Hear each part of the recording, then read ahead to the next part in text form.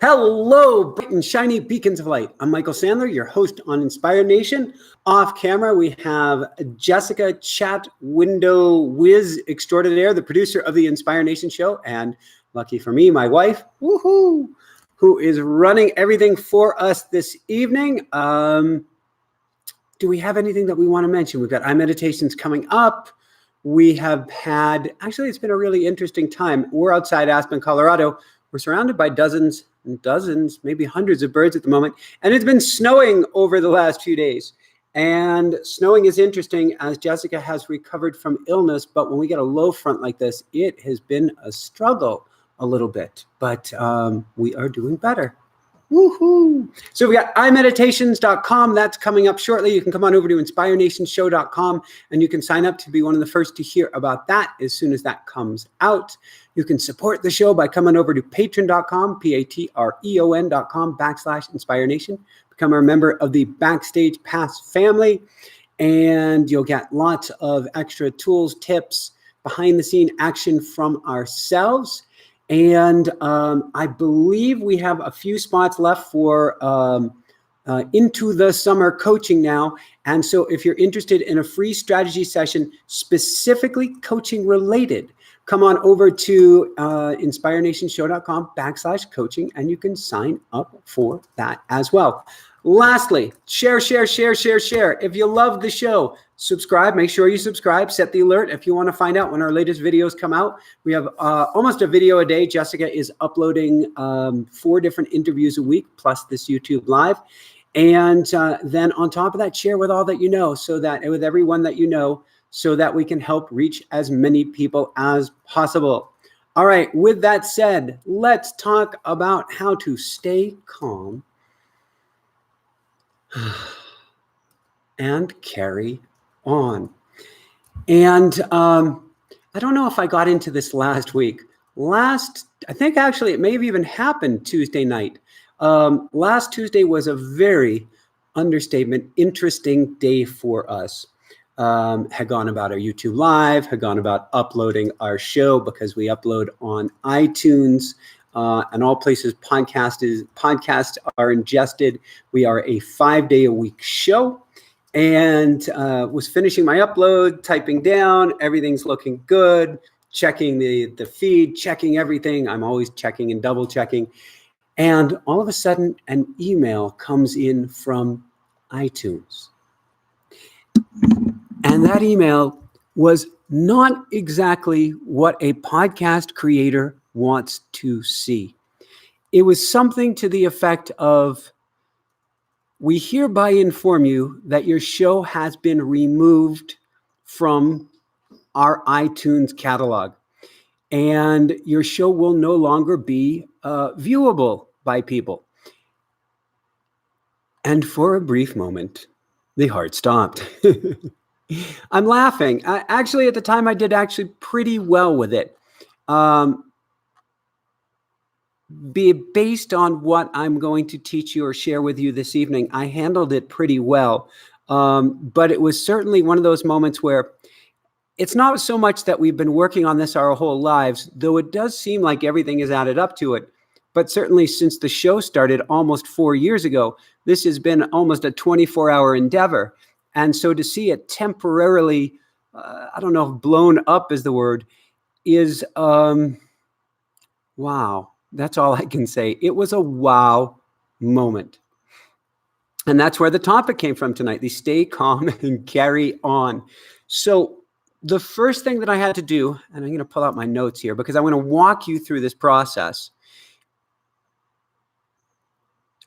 The long and short of it is something really special came out of it. I didn't know that would happen in the moment. However, what I've seen with all of my coaching clients and what I've seen with myself is when the dark nights of the dawn, the dark nights of the soul hit, they're often, if not almost always, blessings in disguise. There is something, it seems too cliche, something great will come out of it.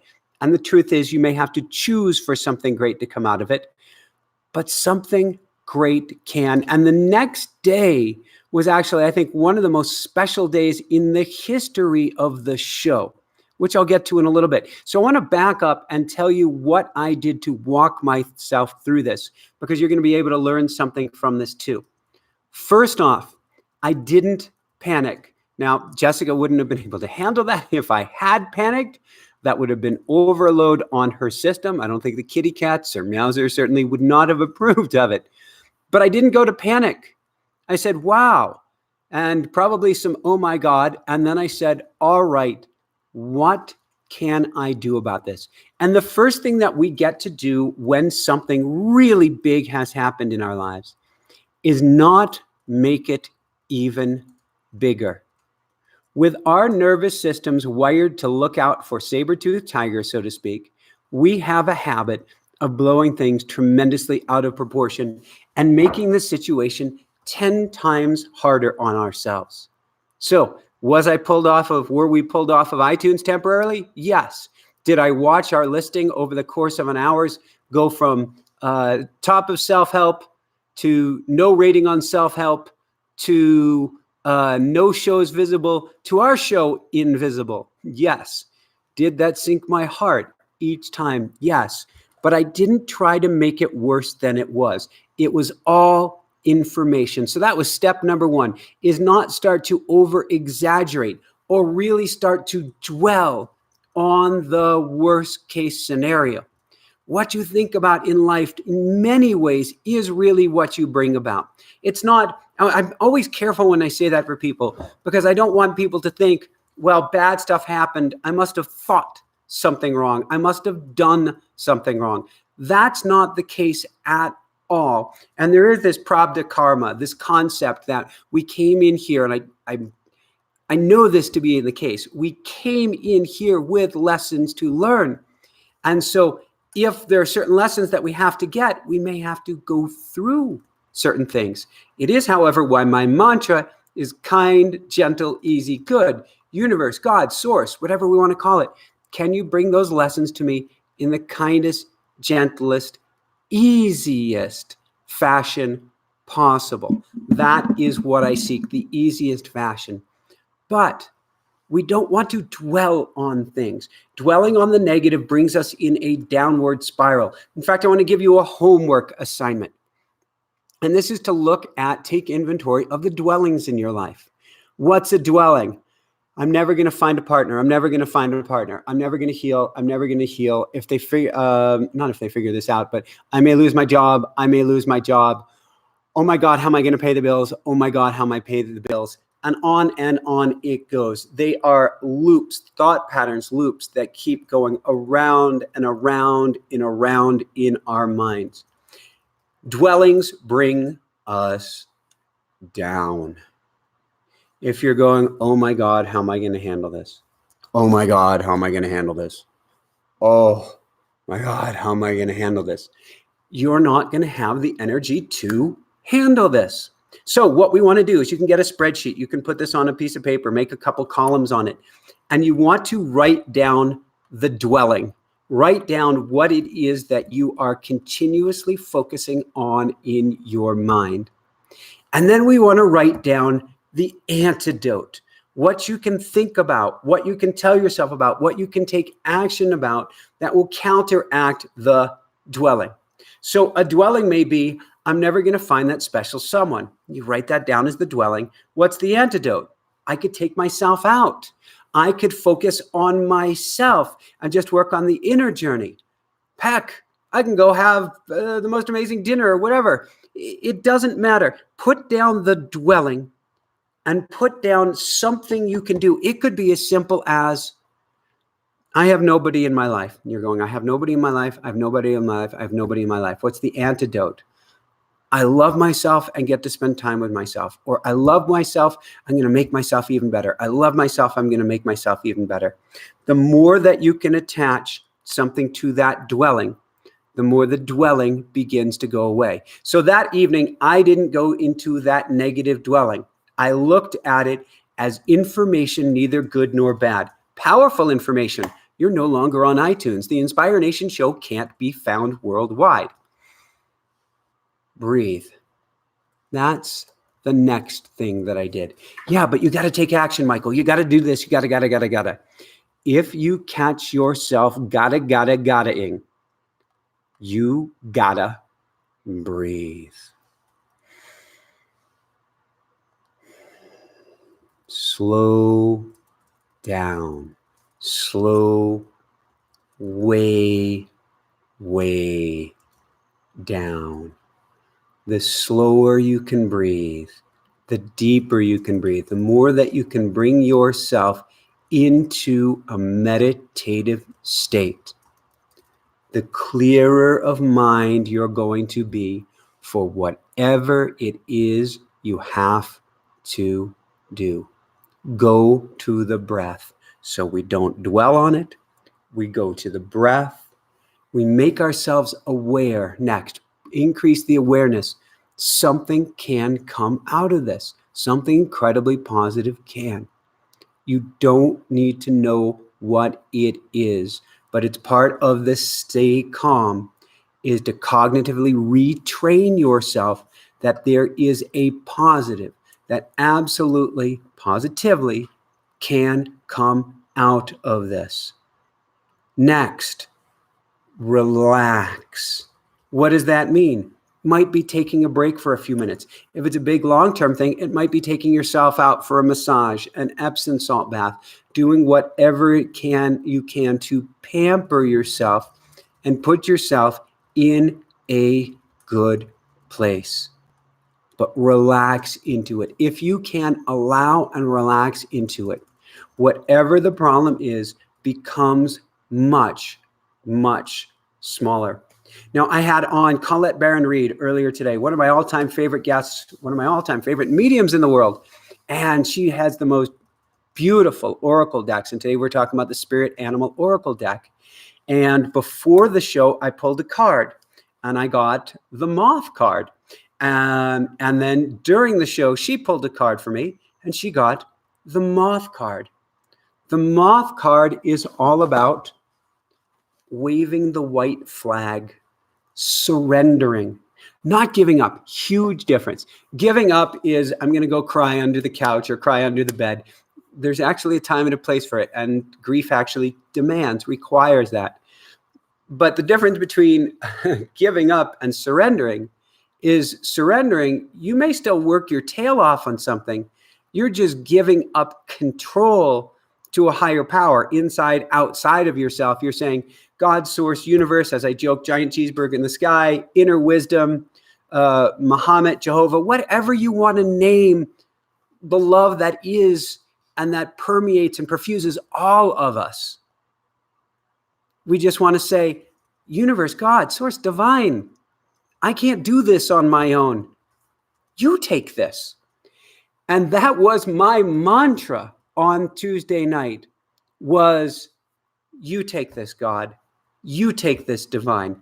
This is too big and potentially scary of a problem for me to do on my own. Please take this. I give this to you. And the thing is, I can't speak to your job or where you're at in life, but I'm guessing it's a similar situation to us. We never intended to start this show. We never intended for anything in this process. It is a co-creation with the universe. The right breadcrumbs, or as a dear friend Carol of ours calls it, divine breadcrumbs came along that set us on the path to starting Inspire Nation, which means it's a co-creation with the universe. I'm guessing that a phone call took place, an interview took place, something took place, and your job or what you're doing in life almost appeared out of thin air.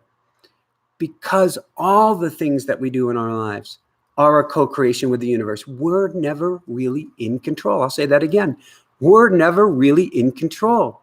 So what that means is, at times like this is a perfect opportunity to give up the illusion of being in control and saying, all right, I'm going to play this faith game. I give it all to you. You have absolutely nothing to lose and everything to gain. So from here, what I did is I'm allowing, I'm relaxing, I'm surrendering, I'm making sure I don't have endless loops going on in my mind, the dwellings which are going to drag me down. I'm giving it up to the divine. I'm, of course, praying for guidance. God, source, universe, what is this next step that I get to take?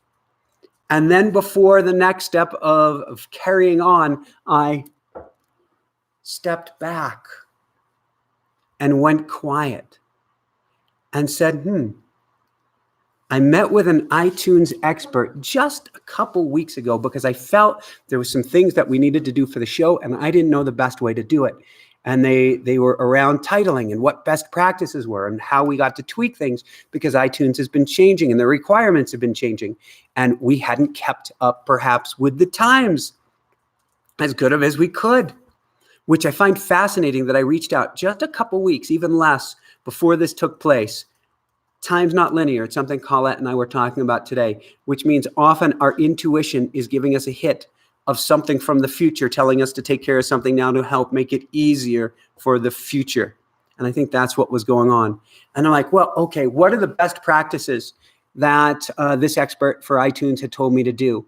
And I'm like, all right, I can do that for my last 100 shows. I can get everything beyond what could be compliant for iTunes. I can do, basically what I want to do is I want to be able to go to iTunes. And I felt this out and I went quiet and heard, you want to be able to go to iTunes and say, not sure exactly what's going on, but here's what we've done to help out. We've done this, we've done that, we've done that, we've done the other, and we are open. Please help us to get this right for you so we can make this right. And that's what I did. I didn't complain. I didn't worry.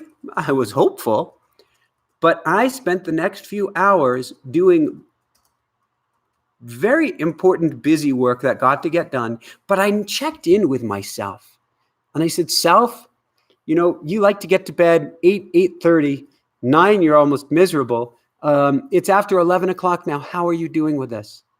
And I said, I love what I'm doing. I love what I'm doing. So you're positive even in this. I remember having this conversation. You're positive even in the misery of having to do this. I'm like, yes, it's all going to work out. I know something special is going to come of it.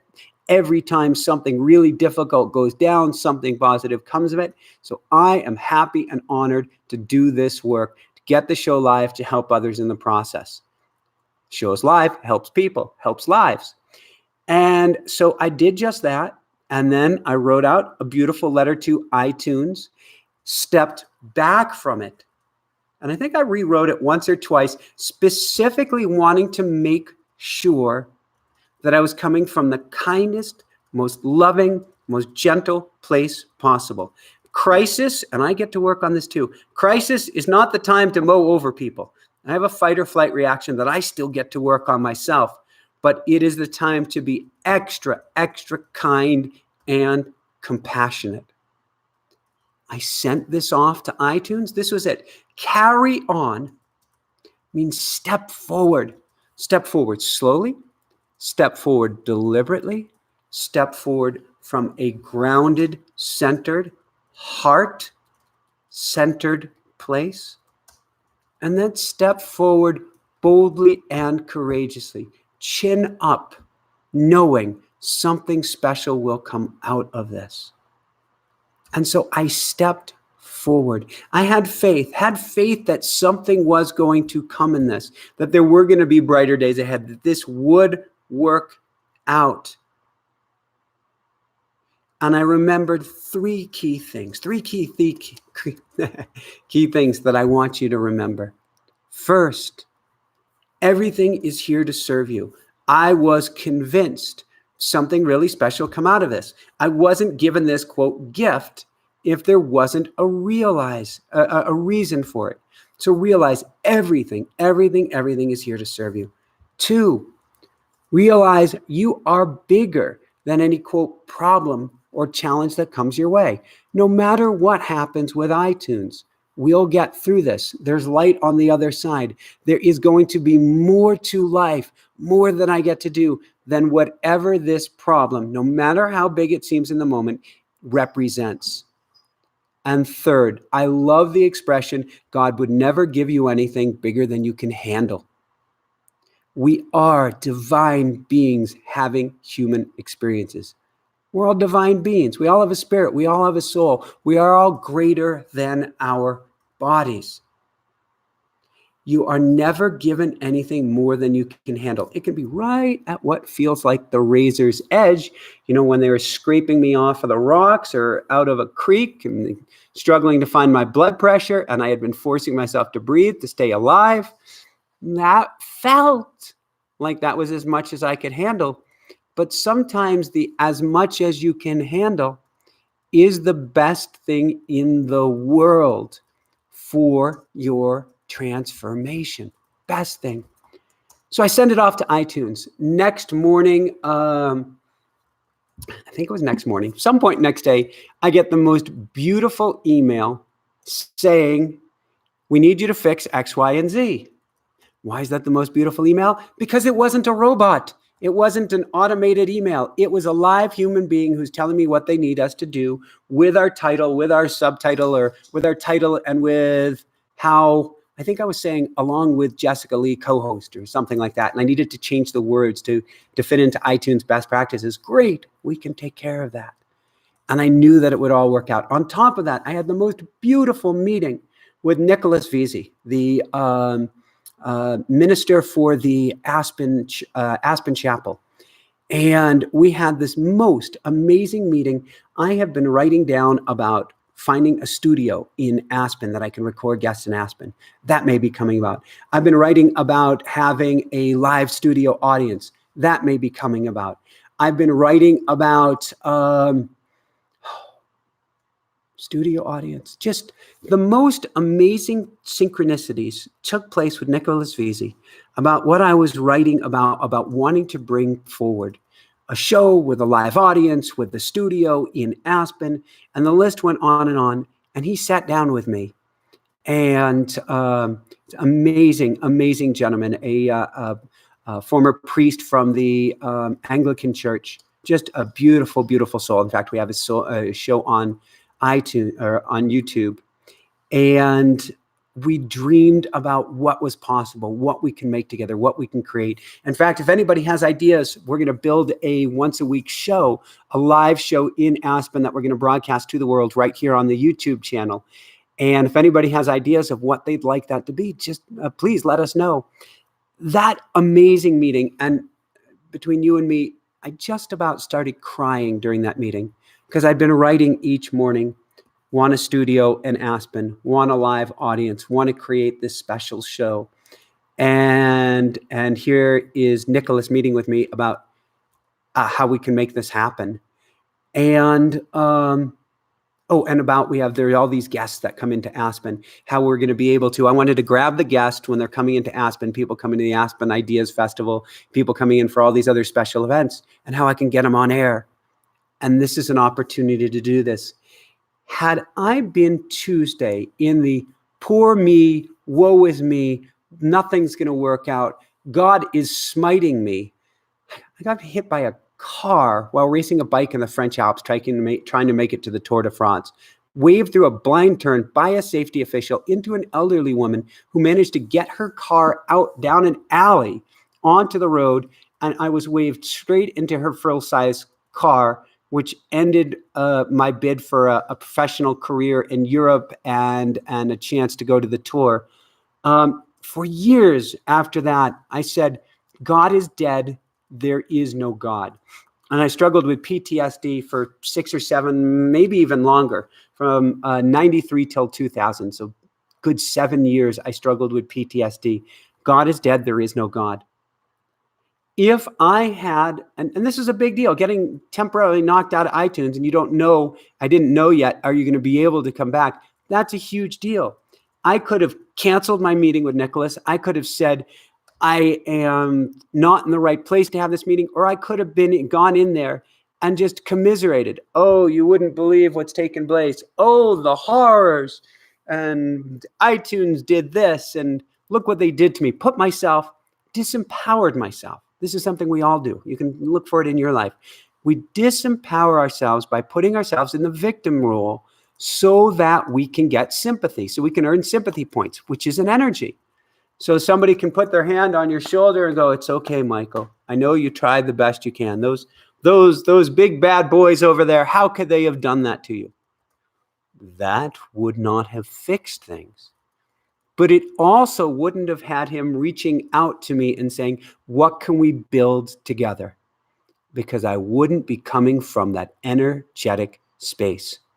So watch and see if you ever, ever, ever put yourself in the victim role and do anything and everything you can to flip it around. Even if it's a car accident where it is 100% the other person's, quote, fault, see what you can do to find a thread of positive. See what you can do not to pick on the other person. See what you can do to take the energetic, highest road you possibly can. You have no idea what can come out of this. You have no idea how and why this is here to serve you. That person who just rammed you with their car, the elderly woman, I've never said this before, the elderly woman who rammed me, who rammed me, this is like a PTSD with flashback, with her car.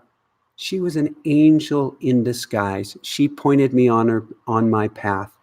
I wasn't meant to take the path of Lance. I wasn't meant to take the path that unfortunately is faced by the majority of professional cyclists, the choice that they get to make, that I had already been given, drugs or no drugs. I'd already been given it a very serious offer to me once and turned it down, but it probably would have come around again and again. But that wasn't to be my path. So she was an angel. I just didn't know it at the time. So stay calm and carry on means it really almost always is darkest right before the dawn. If you can help get yourself centered, if you can breathe into things, if you can stop the loop of your mind, pamper, love yourself up in the moment. Go, it's okay. I know this is really big crap that's going down now, but no, something special can come out of it. And I can even choose for something special to come out of it. And then say, I give it to you, whatever is your term for the divine, God, source, universe, inner wisdom. I give it to you. I surrender. This is much bigger than myself. That's the stay calm. And then carry on. Step forward, tiny steps, big steps, powerful steps, infinitesimally small steps. But step forward, having faith, knowing the invisible bridge is going to appear before you, and holding your energy high, never coming from that victim place. Something incredible can and will come of this, I promise you. We are all divine beings. You are a product, a piece of, a son, a daughter, a child of, but also part of God's source universe. You weren't forsaken. None of this was done to spite you. None of this was done because God's source universe doesn't like you, doesn't love you, doesn't feel you're doing enough of a good enough job. One of my biggest beefs with religion is we make God out to be a father figure. And then we're just trying to busy chasing our tails with even more neurosis, trying to please our dad. We get to please and love ourselves up. We have an element, if not our God ourselves. I consider us each, we're all God, but we're each a piece of the whole. We're the flowers, we're the roses on the rose bush. We are the rose bush, but we are also an individual flower of the rose bush. But the rose bush is not going to forsake us and say, well, you're not pretty enough of a flower. You haven't done a good enough job. You aren't thinking the right thoughts, Rose. I'm going to poison you. That would be poisoning the whole bush. If you can realize instead that this is here to serve you, to help you to grow, to help expand your consciousness, to help expand the consciousness of the entire bush. If you can step back and go there, then you realize you will truly flourish and grow from this experience. So stay calm, carry on, be the rose, and know that you are loved. With that said, going to open it up to questions and comments and all things of this sort here. So I'm going to check in with Jessica, and I am not going to do my faux pas of saying, Jessica, do you have anything you want to add? Because Jessica has been doing everything she can to communicate with you, and she does a miraculous job with that. But I am going to ask her if there are any questions we get to answer. And I'm excited because you have tonight, more than any other night I've seen, kind of until I just put you on the spot, a huge ear-to-ear grin over here. So maybe the conversations have been really fun tonight. Oh, I think I was smiling because I was thinking about Love Bug. Yeah. Jumping up and down. Oh my God. I don't know if people could see that. They can see. Oh, so cool. So you know about, if you're not following in the chat room, it's not an exaggeration to say we have dozens and dozens of birds surrounding us right now. There are 2 birds in the feeder about 2 feet away. I don't see any hummingbirds here at the moment. There are birds going back and forth, sitting in front of us, orioles and some other birds behind us, dozens of hummingbirds around right now. We have literally, this place in the last month has turned into the most incredible bird sanctuary. And the kitties are loving it, would you say? Yeah. So with that said, what kind of questions do we have here tonight? Okay, first question is from Lucy Harris, who writes, wondering if you know anything about and or endorse Psych K, EMDR, or energy psychology. So Lucy, a brilliant question. I've heard good things about Psyche. It's one of the areas that I'm not very familiar with, so it'd be a blind spot of mine, so I can't say recommend or not recommend. EMDR, I have used that personally myself when I struggled with PTSD. There's studies suggesting it can be a very powerful tool. It didn't work for me. What I have found great success with, and there are lots of studies, the NIH has done some really powerful studies on, similar but very different to EMDR, is EFT tapping, which is simple. There's no lights involved. You can do it at home, but has been shown with returning soldiers to be incredibly powerful with PTSD. That's emotional freedom technique. We have several fantastic interviews by Dawson Church on this. We have by Nick Ortman, and by his sister, Nick Ortner and his sister, Jessica Ortner as well. And what was the third technique that she mentioned? Do you recall? Energy psychology. And I'm not sure if energy psychology is a specific field, or if that's referring to many modalities, or if it's one modality.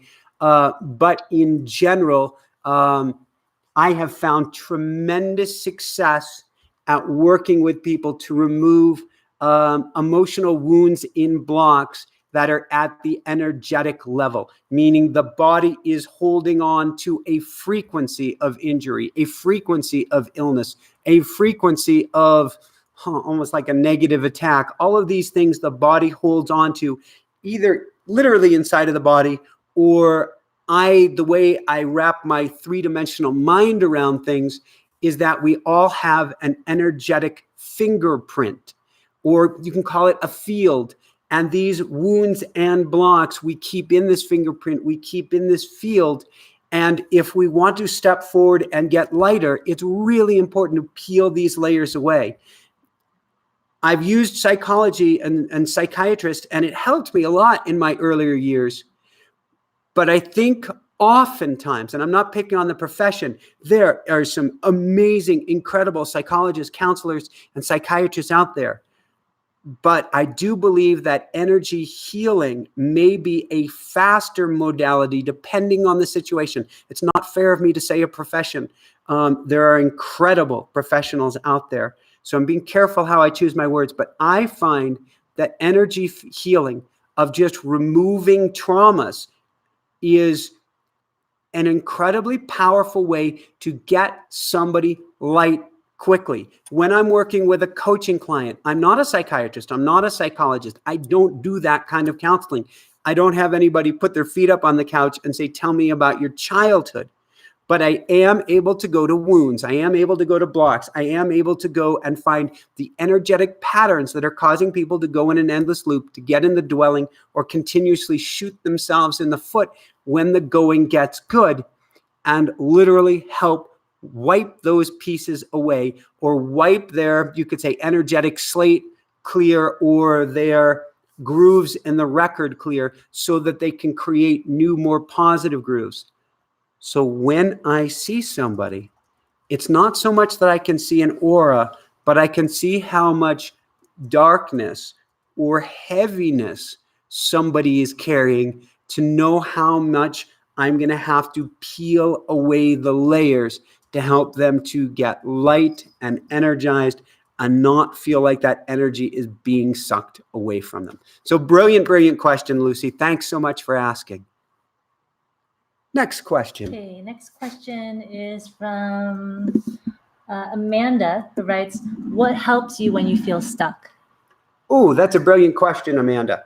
And I'm going to speak for Jessica here, because I have a very different system than Jessica. Jessica has her own modalities for when she gets stuck. My guess is she goes quiet and dives in on the inside. For myself, and the reason that I put that juxtaposition is what I use is not the modality that she uses. For myself, when I get stuck, I may do a motion code, I may do tapping. I am first and foremost going to automatic writing, which we both use. In fact, you can go to automaticwriting.com, and we have a very affordable program to help you to do this kind of third-person journaling process to get answers from the inside. I do this each and every day. But when there is stuck energy inside of me, when Amanda, you say, what do you do when you're stuck? To me, stuck means we have stuck energy. We have something inside of us that isn't moving forward. It can lead to a feeling of a headache, of a sore knee, sore stomach, sore chest, sore heart. We can literally first breathe into that and exaggerate it to see if we can get that energy to pop and get flowing.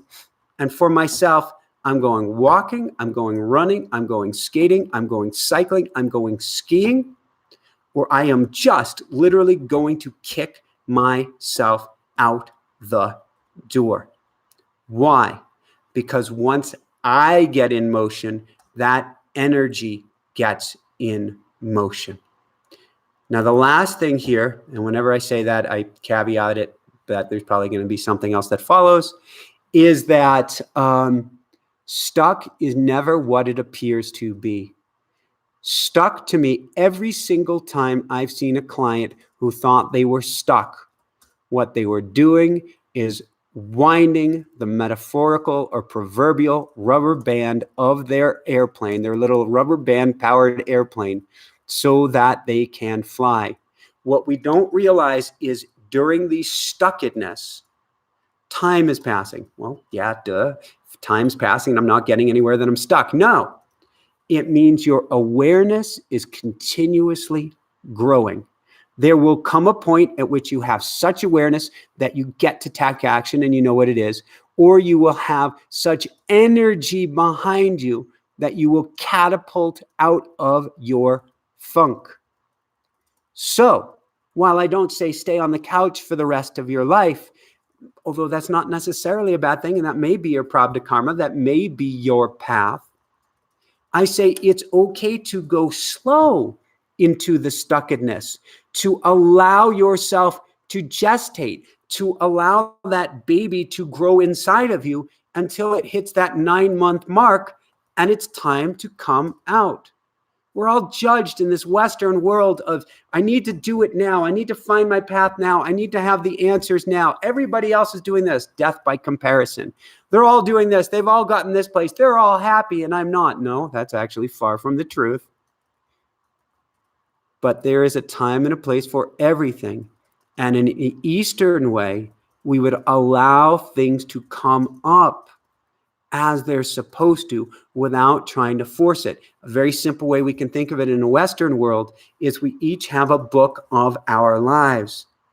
Enjoy the page you're on. When you read a novel, good or bad or otherwise, it's in quotes, but No matter what it is, you're enjoying the journey. You're enjoying the story. We have a story too. If you can simply enjoy the story, good or bad, I'll put that in quotes. There is no such thing. It's all just an interpretation of what's going on, of what is. Then there's no struggle anymore. And we don't have to try to rip the page and get ahead.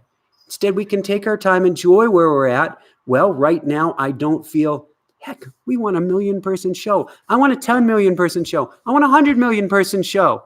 I am on fire. Both of us are on fire to reach the whole world. But if I go, why aren't I there yet? Why aren't I there yet? Why aren't I there yet? I feel stuck. We're only growing by thousands a day. We should be growing by tens of thousands a day. Then first off, I'm not enjoying the moment. Secondly, I'm going to shoot myself in the foot because I'm going to rush. Thirdly, that's not what life is meant to be. Life is here, now, in this moment. So I know I said last thought, Amanda. I'm going to give you one more last thought, which is even in the, quote, misery of the moment, anchor it in. You will look back at this with very different eyes. You might as well step outside of yourself right now and look at yourself now and say, what can I take away from this? What can I appreciate in this moment? What can I find joy in, even in the suffering? And then you get to do the carry-on part. So brilliant question, Amanda. Next question is from Anna T. Yes. Who writes, hi from Costa Rica. Nothing you can't handle, but what if you feel that there is nothing else you can handle? That you need a break from things happening? Thank you. So it's a great question. It's in reference to, I think, what you were saying earlier about how you're not given anything more than you can't handle. Yeah. And we actually, I think it was last week, we had a whole series of things happen at once. I was just giving you the highlights or the lowlights. There is nothing wrong with hitting the pause button, either just a few breaths or in taking a step back from things, or again, giving it all to the divine, or even laughing at the lunacy of the situation. I can't handle anymore. I can't handle anymore. And all the universe hears is, oh, Anna wants more. Here you go. And you have got to be kidding me. On top of everything you've given me, you're giving me this now? Thank you. I know it's for my best and my highest good. Thank you. Can I not have any more now? Laugh about the situation. Cry about the situation too. That's a purging. And do what you can to step back. So on my sleep-deprived Tuesday, Wednesday, whenever it was last week, I was asking myself, what can I do to slow down the clock? What can I do to slow down inside of myself? I found myself last week when things got really crazy. I'll put that in quotes, trying to jump through all these hoops. I would find myself taking extra time to take a shower before interviews. Even when I was chasing my tail, I read 3 to 4 books a week for our interviews, and I have to get through everything fast. And so I was doing everything I can to go slow. And I found myself actually, Jessica, I don't know if she was laughing at this or not. I found myself, I'm in the shower. I want to shower fast. I need to get through this. I need to get going. Oh my God, how am I going to handle all the Om Mani Padme Hum. Om Mani Padme Hum. I went to an ancient Buddhist mantra that's been said millions, if not billions of times, so it has an energy to it. And I started chanting slower and slower and slower still in the shower to bring my energy down. It's true, Anna. We can't control the events that come to us. And sometimes we're thrown one event after the next, and they just keep stacking on top of each other. We can't control them. We can give up the illusion of control. You take this. that still doesn't answer things when we're about to get evicted. This is about to happen. That is about to happen. The only thing we can control is the energy on the inside.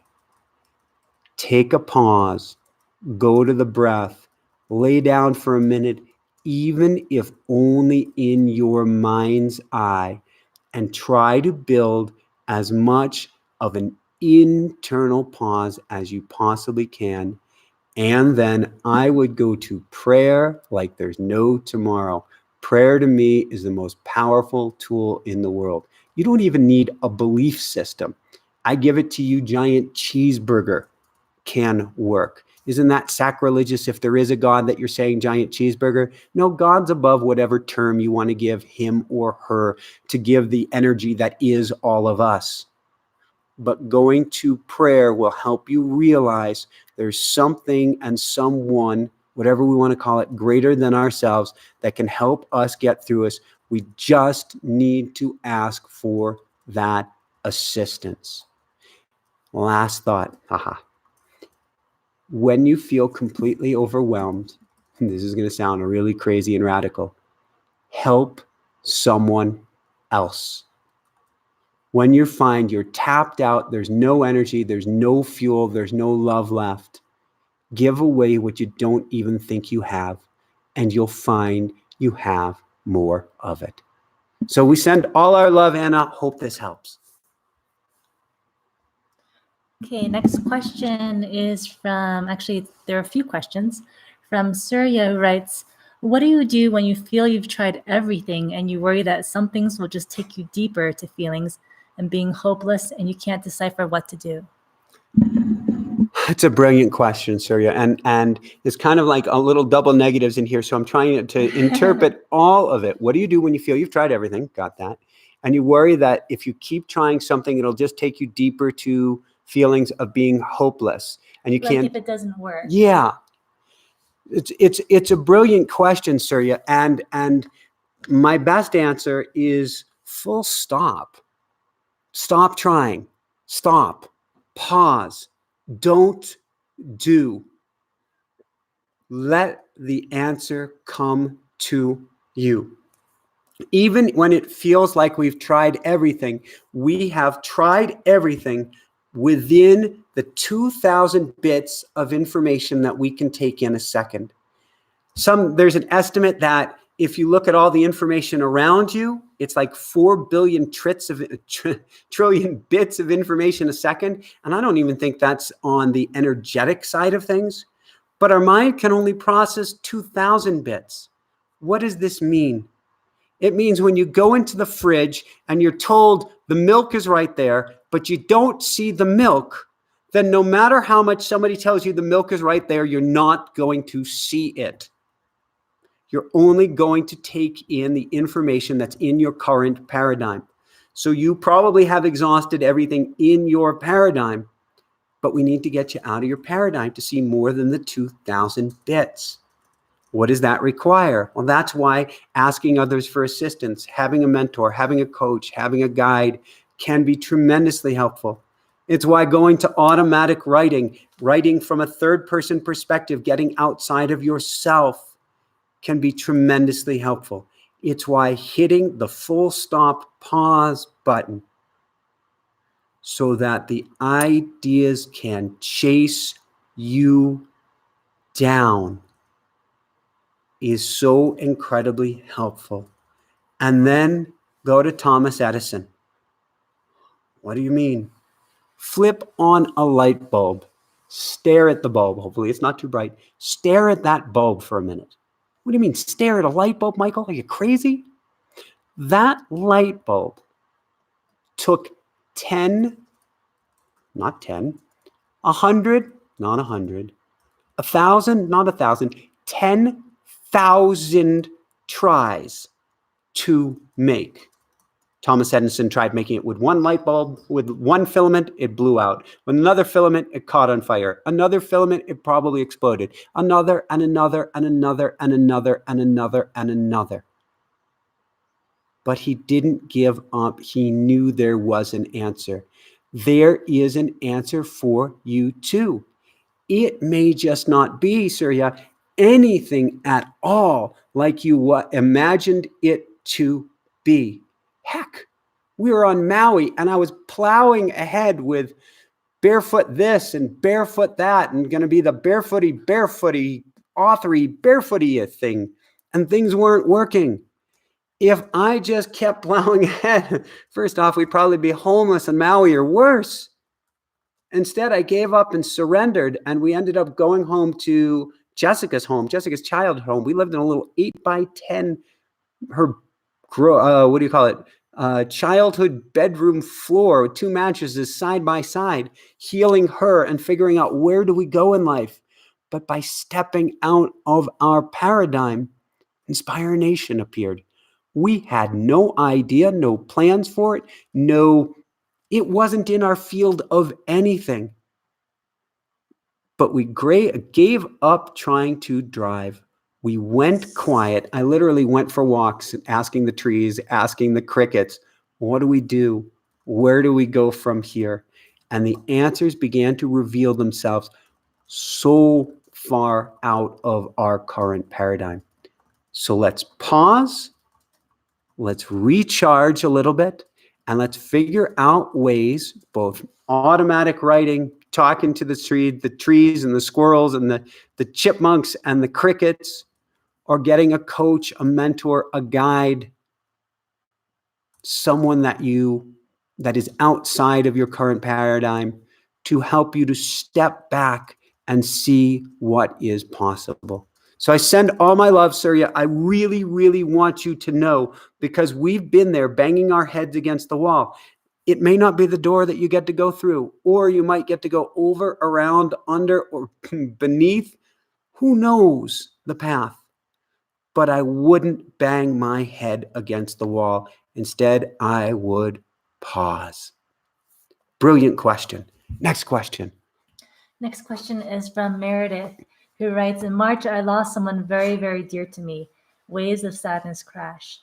More recently, though, I've received the positive realization, voice, spirit, that I'm not a tragic figure. Any thoughts? Wow, Meredith, that's beautiful. You've gone through a whole cycle, and the way I see transformation takes place and an expansion of consciousness, you're probably going to go through many more of these cycles on your healing journey, because March is so, so recent. But we're all playing a spiritual game. We're playing a much bigger game than we can realize. We're playing a game of infinity. This is just a blip in the timeline that is our existence. So yes, they'll be on the other side. Yes, they'll be there waiting for us. And yes, you get to mourn. You have a right to grieve for as long as it takes. And from what I can tell, the holes in our heart never go away. They serve to make us the beautiful Swiss cheese that we are, but they never go away. That's okay too. I want to reread your question here for 1 second. There was something that caught my eye. If we get back there. So I've had positive realization, voice, spirit, that I'm not a tragic figure. Yes, thank you. Okay, so what that means to me is you're realizing that you are not your victimhood, something that we were talking about earlier, that it's not a poor me, woe is me, which really drags our energy down. We can mourn, we can be incredibly sad without taking ownership or identifying that we are the sadness. There's a huge difference between saying, I'm incredibly sad and I'm grieving, versus I am sadness, I am grief. The weird thing is, in this Western world, we tend to get very confused, and it's amazing that you haven't done that, to where we become the emotion, we become the situation, we become the victim. Perfect example, going back to our running coaching days, which is we could get a client to only so far along their path to healing if they had an injured knee, an injured ankle, an injured this, and injured that, unless they were willing to drop their identification.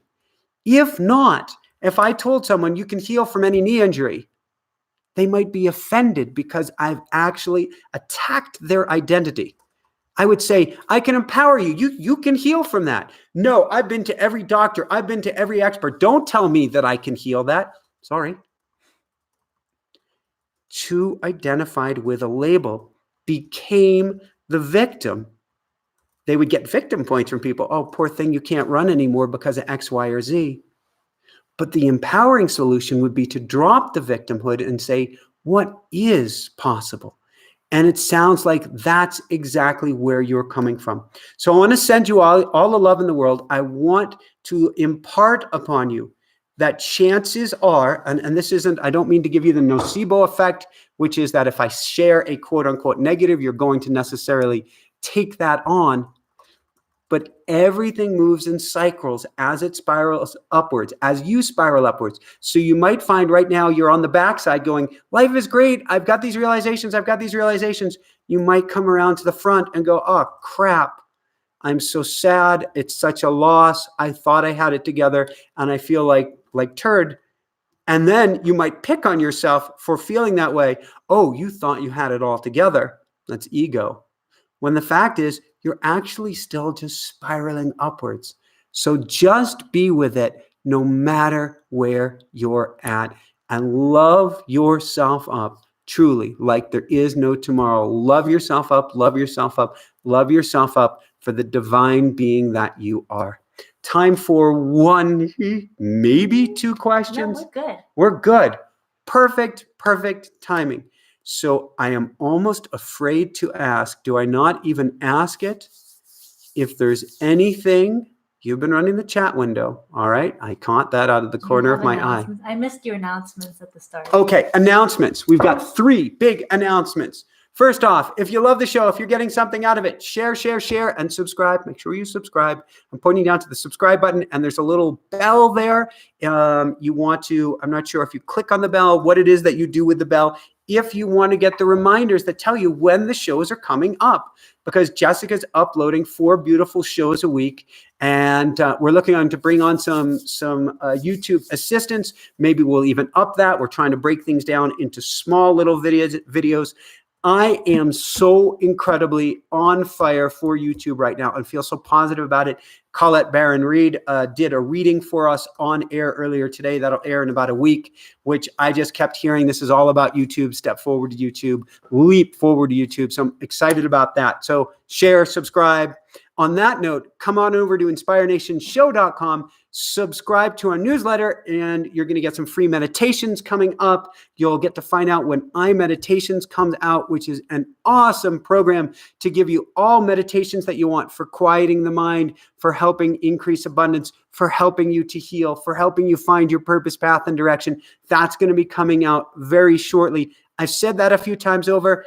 Jessica's still working on her healing journey, so it will come about as she has the energy, but we're very, very close at this point. So I'm super excited about it. And right now, I believe coaching is full into or through June. But if you want to get in for coaching this summer, I still do have a few slots left. I just can't swear to how soon they are. If you're interested in a free strategy session specifically to see if coaching is right for you, you need to sign up now because these spots are going back almost to July at this point. And you can go to inspirenationshow.com/coaching for that. Last but not least, please come support the show. I am asking for your assistance. We were at church this weekend at the Aspen Chapel, checking this out with Nicholas Vesey. And he was saying, if you have $20 in your wallet, and he was joking though, but he was saying, take out the $20 and put the rest of your wallet in the donation basket. We're not asking for that, but come on over to patreon.com, patreon.com/InspireNation and become a Backstage Pass member. It costs almost nothing, but that keeps the show going and keeps us here being able to do this for you because we are 100% supported by you, our audience, and your viewing. So come on over to patreon.com/InspireNation and become a Backstage Pass member. There are are lots of opportunities for you to connect with us through that. We are putting up, it's about every other day we average a post. I get on a flurry and I'll have 3 or 4 posts in a row. Then I'll go quiet for 2 or 3 days. Then you'll get a flurry of activity, some videos, some behind the scenes stuff. What's the latest? Photographs. I guess we have to have lots of bird pictures coming up. I'm looking forward to that. So again, that's patreon.com, patreon.com/Inspire Nation. Anything else? You mentioned coaching. I'm sorry, I got really wrapped up in the comments. So yeah, I mentioned coaching really briefly, that we're starting to get way out there for a free one-on-one strategy sessions if you're interested in coaching. So I would grab a spot. If you find one in the calendar, I would grab one yesterday. We have had to tighten up on that because there is only so much of Michael to go around. And so you can go over to inspirenationshow.com/coaching for that.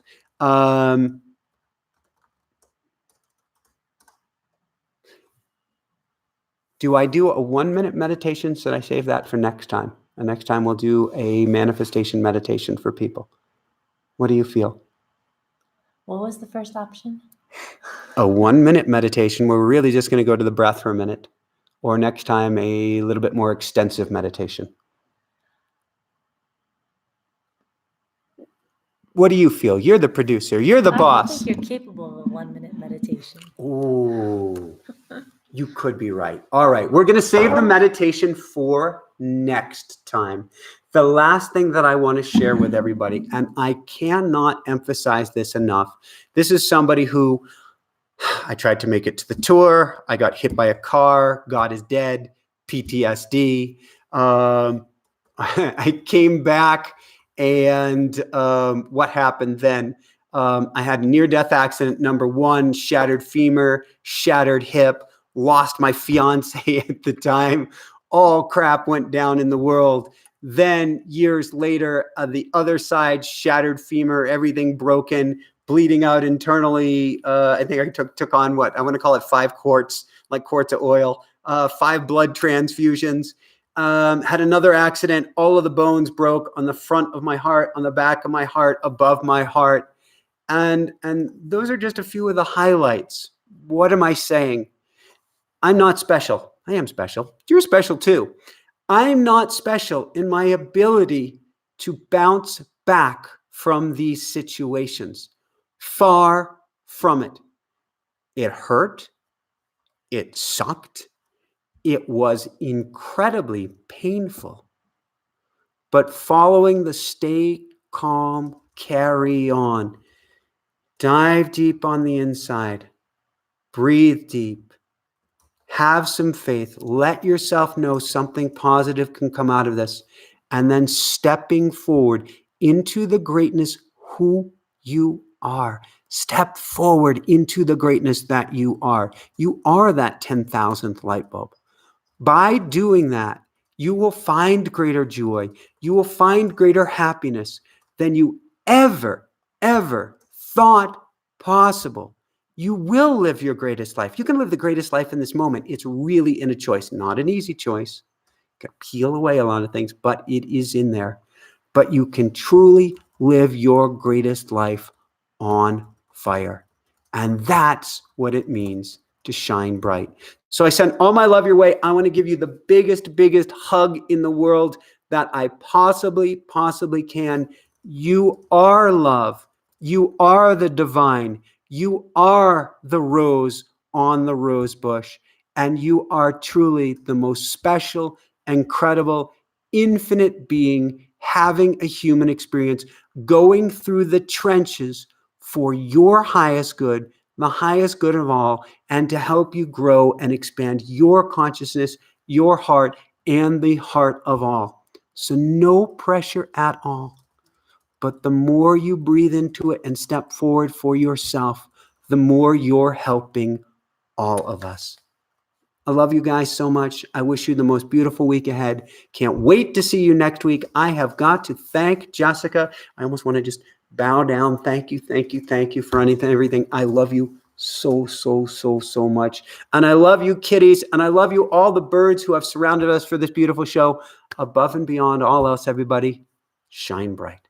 Woohoo! Love you guys.